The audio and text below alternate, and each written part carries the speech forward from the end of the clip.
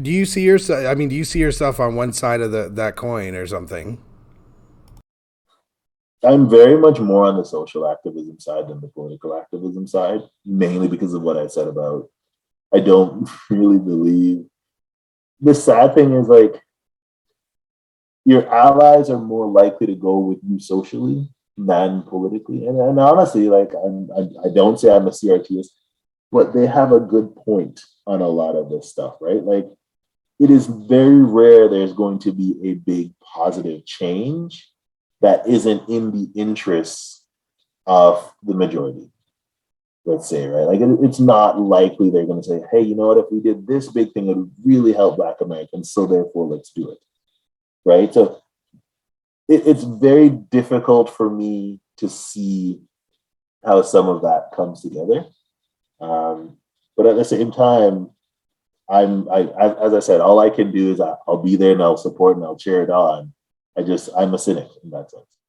I think you laid out a little bit of a framework earlier when you were talking about kind of race neutral policies that can be promoted that we know are going to help everyone, including Mm-hmm. Black America, and that is the direction a lot of people are going. But Mm-hmm. you know, that's how we got on this subject of changing the material reality, and you kind of went into a discussion about mentoring people in your local area or community, mentoring youth, and giving people opportunities if you have such an opportunity to give.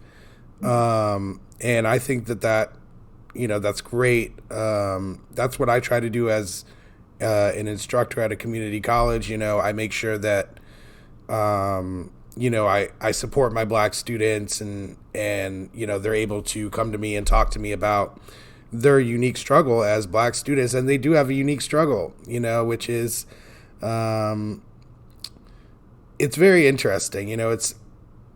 It's hard to explain to people who are not in this situation, because what you end up realizing is, or at least what I've ended up realizing as being a teacher at this school and teaching black students, is that sometimes they'll be talking to me about their experience in the school, and I'll be remembering my own experience back in school, and like realizing how race played a role back then for me, and then seeing it happening with them now. It's a very weird type of deja vu matrix feeling. Have you ever experienced anything like that? Where I had a young person go through the same sort of things I did. Well, yeah, but specifically in the race context. Not so it's actually more in work, um, more in a work context. So like what I do is I deal with a lot of like people coming into tech, and helping them with tech. And sometimes, so I've actually done, because I believe in mentorship, I've started mentorship programs. And occasionally that will come up where I'll have to explain to somebody like, listen, that experience that you're feeling, I know exactly what it is. It's okay. Like it's okay that you're upset about it, because yeah, that thing you perceived, it is right. You're not. It's not just in your head. That's a real thing, and it's because like I remember being that person, and it's funny. Some of the things I usually tell people is, and the tough part of it is sometimes that message drives into people, right? Like we've all heard of imposter syndrome.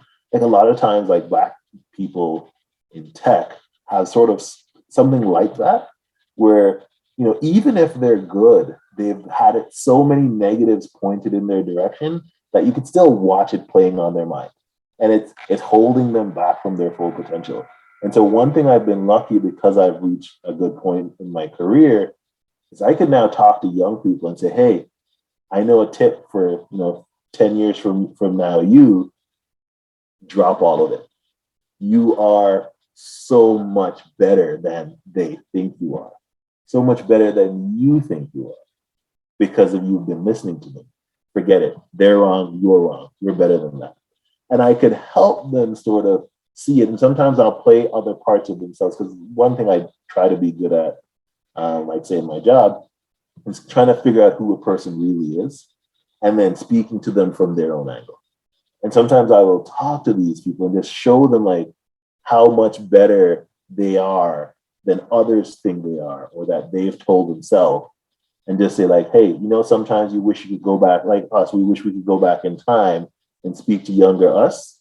That's what I try to do for some of these young people, to at least like shave off, a year or two of that development cycle of figuring out who they are or how good they really can be before it impacts them negatively.